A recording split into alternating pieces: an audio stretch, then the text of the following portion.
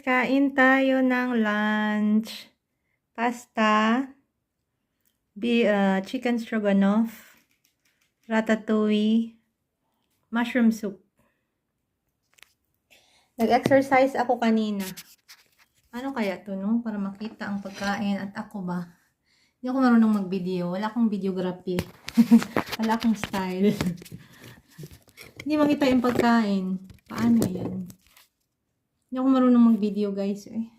Ganyan na lang, guys. Yung mukha ko lang makita. Laki-laki. Yung pagkain. Sandali.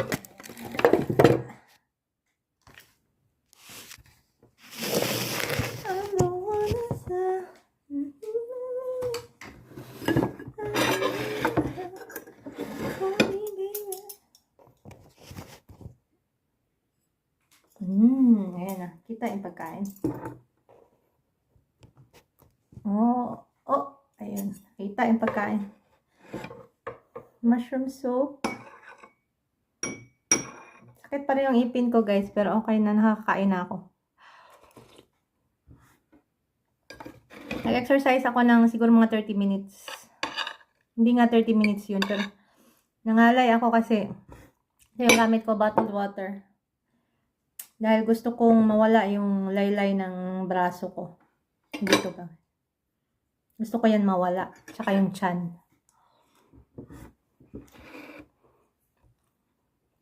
Tigas ng yak cheese. Yak cheese ang gamit nila. Sa pasta.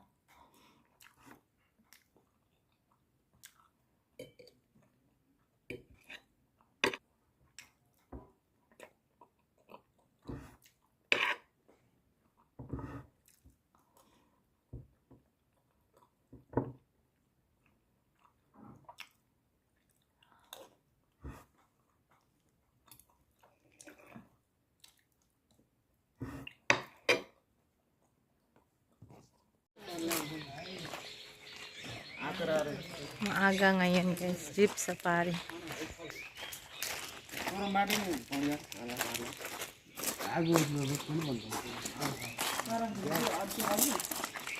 One, two,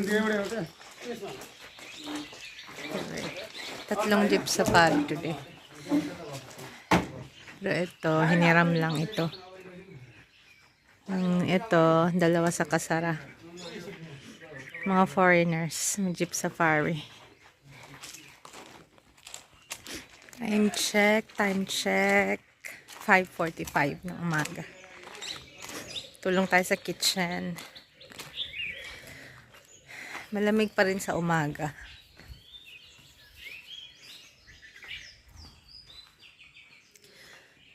Yan, half buffet.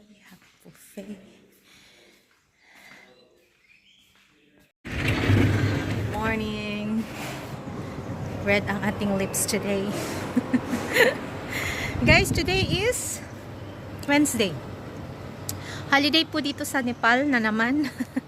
So pupunta dito ang mga Pinay kong friends. Ayan, sila Judy, si Cecil, si Julie, si Jen. Ayan.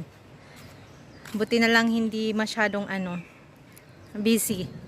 Tapos na yung mga group of foreigners natin. So pwede na silang magtampisaw dito sa swimming pool. Nagdadalawang isip nga sila kasi nga ayaw nilang magkaroon ng problema dito. Si Santos, sabi ko, minsan lang naman, once in a blue moon lang naman. Tsaka, yung lagi na lang pinaplano yung pagpunta nila, hindi natutuloy. So ngayon, tuloy na sila. So, si Santos ay nagpunta ng Kathmandu, wala man lang akong video sa kanya. Next time na lang. So, guys, malamig sa umaga. Ayan ang ating nature. Malamig pa rin sa umaga. Pero sobrang init na sa tanghali. Siguro talagang malamig pa rin siya sa umaga dahil nga sa mga puno siya, guys. And then sa kwarto naman, di naman masyadong mainit pag tanghali. Siguro dahil talaga sa sa mga puno. So, ayun. Ngayon ay naka-training pa rin ako sa kitchen. Kasi tinanggihan ko na yung offer sa school. And then sabi naman ni Santos, pwede naman akong hindi muna mag-work guys, kasi nga kung mag-work ako sa kitchen, hindi ako pwedeng mag-work dito kasi hindi pwedeng mag-asawa. Tapos pag nag-apply ako sa ibang resort, mahirapan ako kasi nga yung oras ng duty dito, alam nyo na, hindi 8 hours ang kitchen dito. And then, ang tawag dito 10, 12, maximum 14, 16 hours ang duty sa kitchen dito. So, sino mag-aalaga ng mga bata? Busy rin naman si Santos, hindi siya guys ba, hindi siya maasahan syempre hindi siya hands-on sa mga bata, focus siya sa trabaho. Hindi mo rin siya pwedeng i-distract sa pag-aalaga ng mga bata. And then, pinaano ko siya ng mga office job. Wala pang sabi niya kasi, wag na lang akong magtrabaho. Focus na lang ako sa mga bata kasi importante ang safety ng mga bata, maalagaan sila ng mabuti. So, ayun, di ba tinanggihan ko na yung school, tapos pinatawagan ko yung chairman kung may trabaho pa dun sa school. Wala naman, hindi na sila So, okay lang din sa akin. Ganito na lang yung setup everyday. Yung may peace of mind ako. Kasi ayaw din sa nila, yun nga, magtrabaho ako sa school. Kasi nga, pag nagtatrabaho ako, grumpy. Sa puton, guys, in Bisaya, grumpy ako. Madaling magalit. Kasi nga, siguro pagod. Diba? Pag nasa school, stress, ganun.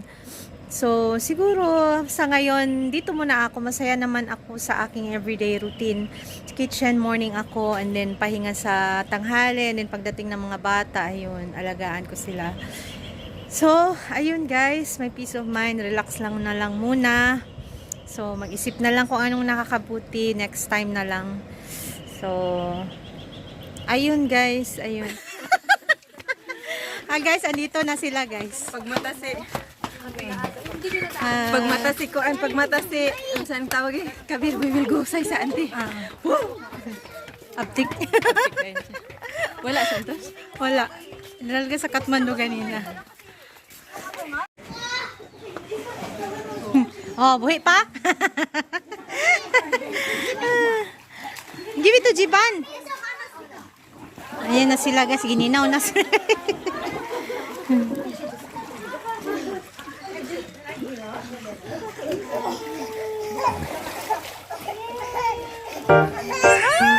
Nakadlok.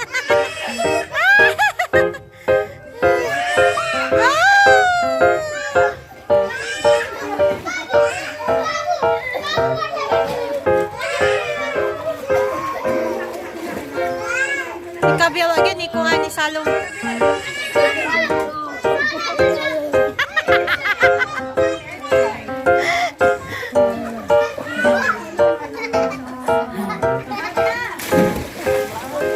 Ayaw talaga nung maliit.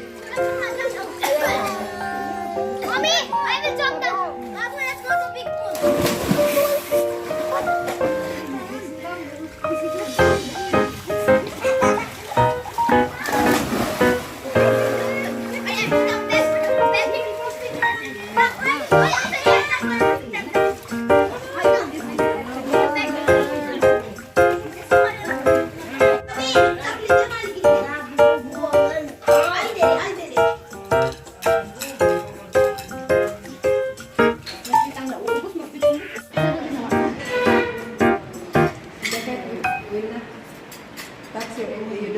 Ano kasi yung cat ng yung pusa na yan, hindi friendly ba? Oh? Kaya Mommy, you're holding up.